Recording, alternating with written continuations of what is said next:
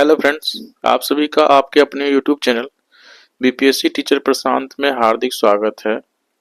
आज का हमारा ये वीडियो संस्कृत विषय के लिए जो इंटरव्यू में पूछे जा सकने वाले प्रश्न हैं उसके रिलेटेड बनाया जा रहा है, इसलिए आप लोग इसे बिना स्किप किए अंत तक ज़रूर देखिएगा। ये कंबाइंड वीडियो होगा पीआरटी और टीजीटी दोनों के लिए। शुरू में जो है जितने भी बात मैं इस वीडियो में बताऊंगा वो पीआरटी और टीजीटी के लिए कॉमन होगा और अंत में जो है मैं टीजीटी के लिए कुछ अलग से ही बताऊंगा, क्योंकि उनको थोड़ा एडवांस पढ़ के भी जाना होगा, क्योंकि उनका लेवल जो है पीआरटी से ऊपर होता है।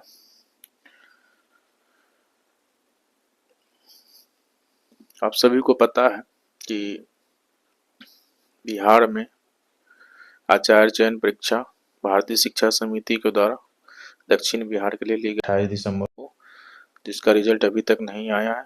और लोक शिक्षा समिति के द्वारा उत्तर बिहार के लिए जो परीक्षा हुई थी 5 जनवरी का, उसका रिजल्ट 12 जनवरी को आ चुका है, जिसका इंटरव्यू 20 तारीख को पीआरटी लेवल के लिए और 21 तारीख को टीजीटी पीजीटी लेवल के लिए होना है।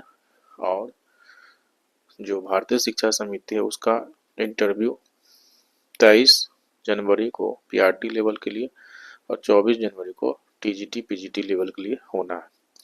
इसलिए अगर आप आशा रखते हैं कि आपका रिजल्ट होने वाला है संस्कृत में, या जिनका रिजल्ट कल हो चुका है, वो दोनों ये वीडियो अवश्य देखेंगे, क्योंकि यही वीडियो आपको इंटरव्यू में काम देगा।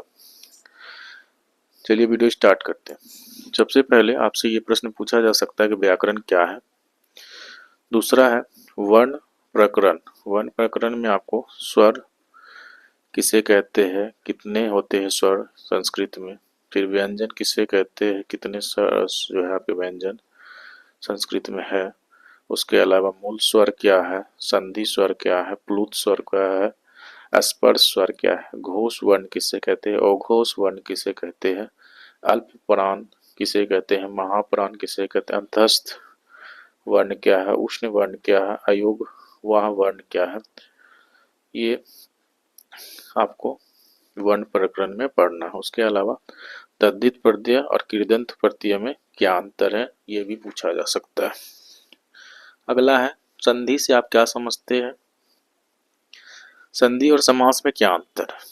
संधि के प्रकार जो आपके 3 हैं, उनके सभी अलग अलग प्रकार को भी आपको पढ़ के जाना है, क्योंकि आपसे पूछा जा सकता है कि आयादी संधि के बारे में बताइए और उसके एक उदाहरण बताइए, या किन किन वर्णों के मेल से जो आयादी संधि बन रहा है। ये मैं एक आपको एग्जांपल दे रहा हूँ, वो किसी से भी पूछ सकते हैं। उसके बाद आप चलते हैं शब्द रूप की तरफ। तो शब्द रूप में आपको मुख्य रूप से ओकारांत पुल्लिंग जैसे बालक हो गया, फिर आकारांत स्त्रीलिंग लता, और ओकारांत क्विकलिंग जिसमें कि फलम, ये आपको निश्चित रूप से याद होने चाहिए। उसके बाद ईकारांत स्त्रीलिंग नदी, ये आप याद करके अवश्य जाइएगा। अगला है सर्वनाम। युष्मत शब्द मध्यम पुरुष उसका शब्द रूप, फिर अस्मद मैं उत्तम पुरुष इसका शब्द रूप, फिर तत् पुल्लिंग स्त्रीलिंग क्विलिंग, तीनों रूप आपको तीनों लिंग में तत् का होना चाहिए, फिर किम का होना चाहिए, फिर इदम का होना चाहिए। मैं आपके लिए जो है जो सबसे ज़्यादा इम्पोर्टेंट है वही आपको बता रहा हूँ। फिर बात करते हैं आपको संख्या शब्द। संस्कृत में आपको 1 से लेकर 100 तक का संस्कृत में शब्द आना चाहिए, जिनमें से 20 वो जो शब्द है 1 से लेकर 1 2 3 4 20 तक तो आपको याद होना ही चाहिए। उसके बाद जो है 21 से नहीं करना है आपको, 20 के बाद फिर 30 का कर लीजिएगा, 40 50 60 70 80 90 100, इतना निश्चित रूप से कीजिए। लेकिन हाँ 20 तक आपको याद होना चाहिए।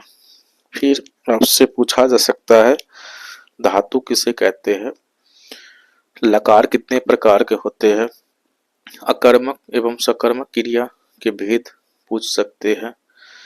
फिर आपका पूछ सकते हैं कि लोट लकार किसके लिए प्रयोग होता है, जैसे आज्ञा के लिए होता है लट लकार, फिर लंग लकार जो है सामान्य भूतकाल है, विधिलिंग लकार चाहिए, फिर लिट लकार भविष्यत काल, और आपका लट लकार तो वर्तमान काल है ही। तो ये सब भी प्रश्न छोटे मोटे पूछे जा सकते हैं पीआरटी में, और टीजीटी में जो है इनके पूछ सकते हैं रूप बताइए लकार में, कि विधिलिंग लकार का किसी का आपको बोल सकता है कि सुनाइए कि पट का सुना दीजिए या नी का सुना दीजिए। उसके बाद कुछ ऐसे भी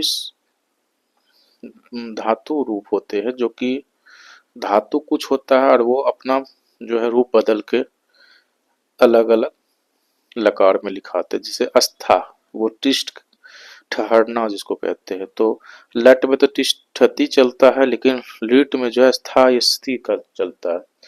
इसलिए वैसे वैसे धातु आप देख लीजिएगा जो कि अपना रूप बदल देते हैं।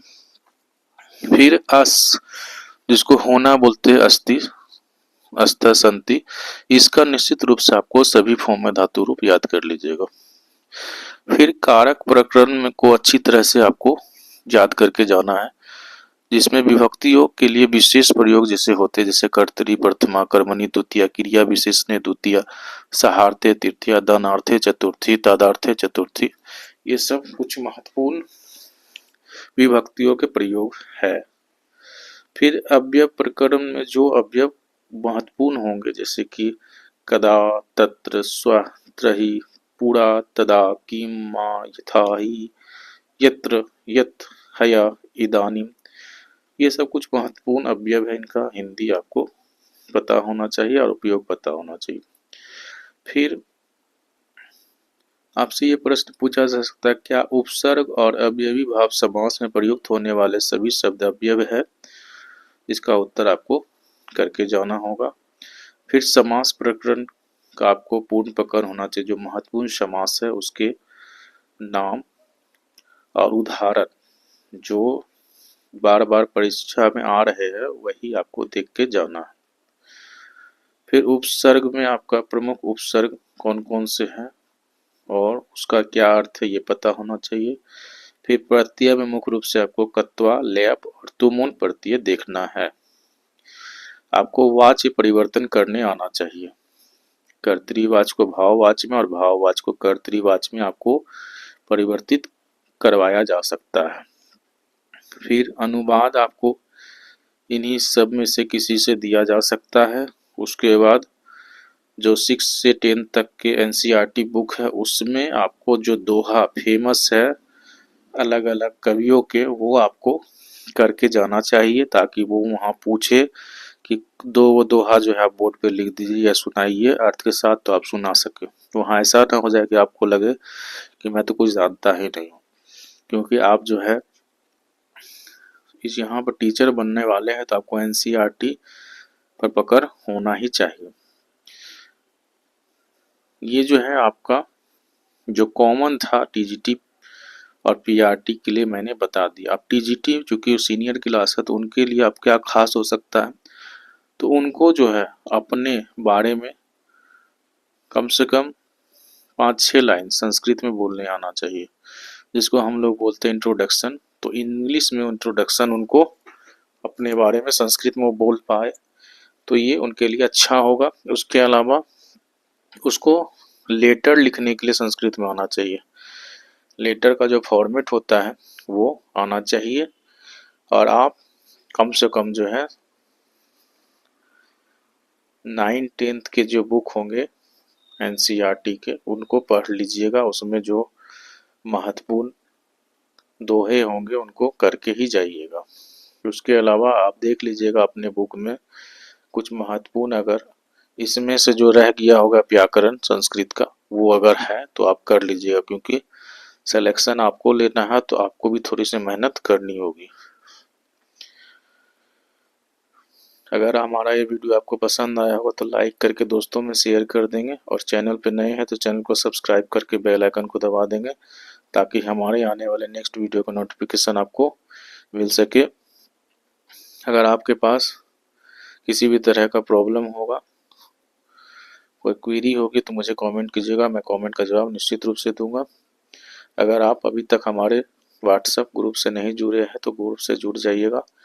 मैं आपको इस वीडियो के डिस्क्रिप्शन में उस ग्रुप का लिंक भेज दूंगा, डाल दूंगा, आप उससे जुड़ जाइएगा।